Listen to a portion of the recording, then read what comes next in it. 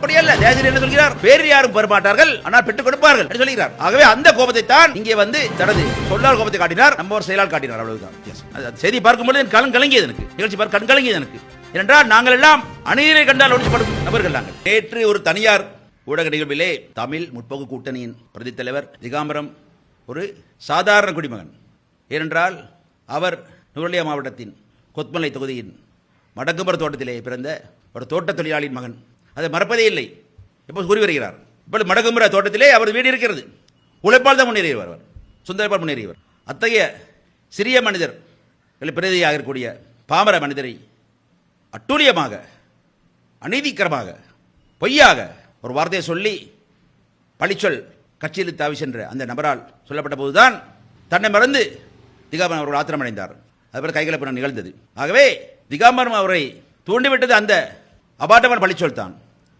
அதுக்கு முன்னால் திகாம்பரம் அவர்கள் அந்த நபரை பற்றி சொல்லிய எல்லாம் அடிமொழிகள் எல்லாம் இதுக்கு முன்னாலே ஊடகங்கள் சொல்லப்பட்டிருக்கின்றன, பல நாட்கள் சொல்லப்பட்டுக் கொண்டிருக்கின்றன. நண்பர் பாராளுமன்ற ஜெயசேகர பகிரங்கமாக பாராளுமன்றத்தில் சொன்னார், பாராளுமன்றத்துக்குள்ளே சொன்னார், வரப்பிரசாதம் அப்படியே இல்லை, வெளியே சொல்லியிருக்கிறார். அந்த குறிப்பிட்ட நபருக்கு பல பார் லைசன்ஸ் வழங்கப்பட்டதாக ஜெயசேகர் சொல்கிறார்.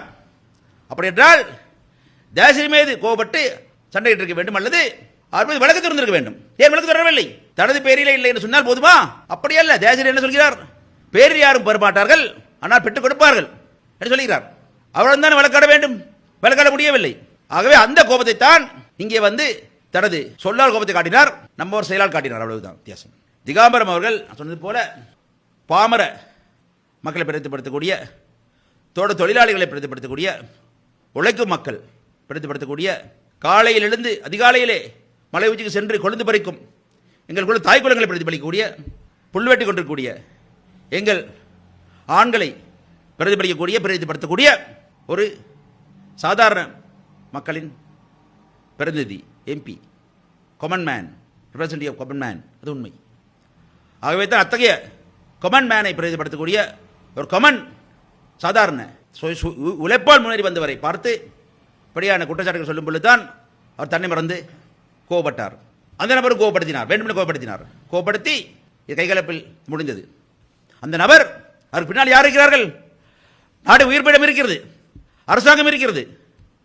அந்த படத்தில் தான் அவர்கள் அதை செய்திருக்கிறார், தூண்டிவிட்டிருக்கிறார். காரணம். ஆகவே திகாம்பரத்தின் கோபம் மக்களின் கோபம், அப்பாய் மக்களின் கோபம், தோட்ட தொழிலாளர்களின் கோபம், தோட்ட பெண்களின் கோபம், ஆண்களின் கோபம், இளைஞர்களின் கோபம். அது மறந்து விட வேண்டாம். எனக்கு கண் கலங்குகிறது.